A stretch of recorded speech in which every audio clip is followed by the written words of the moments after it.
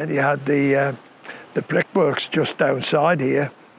That was the office, the bottom there, and the kilns up there were.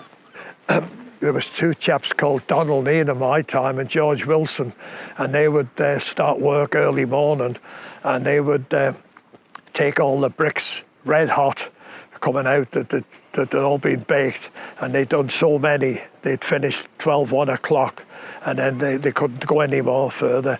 And then there was another gang would be filling up the backside with all the clayed bricks that had just come off the machines, and they would do so many because it would only take so many for the actual fire and how it all worked round.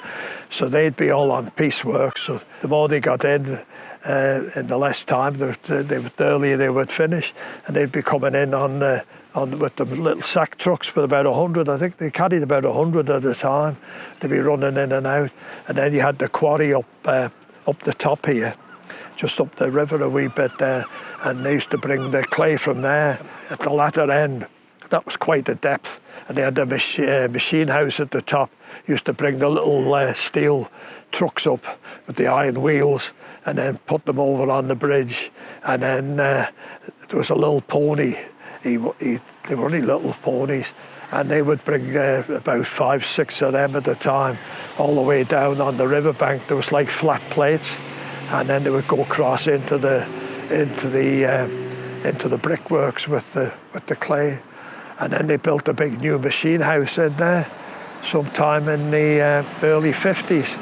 There was a gang coming over from Accrington way, done all the machinery in there. And there was a chap called Jack Lee. He'd left school.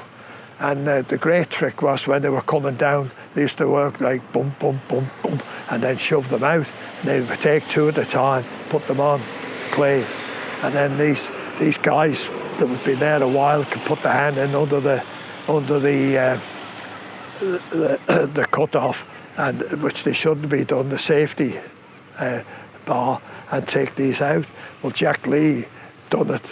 He was only a lad of 14, and the thing come down and chopped his fingers off for about 14 years of age, and he got £2,000 something compensation for it.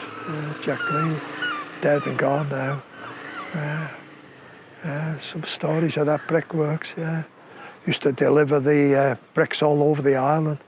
And then they went from here then up to the Raggett, and they started getting the clay up there.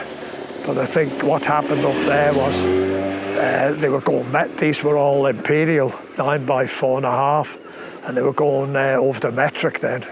And they were running out of clay up there as well, one thing and the other, and they just decided to pack the lot up, and that was the end of it. Yeah, the peel brick.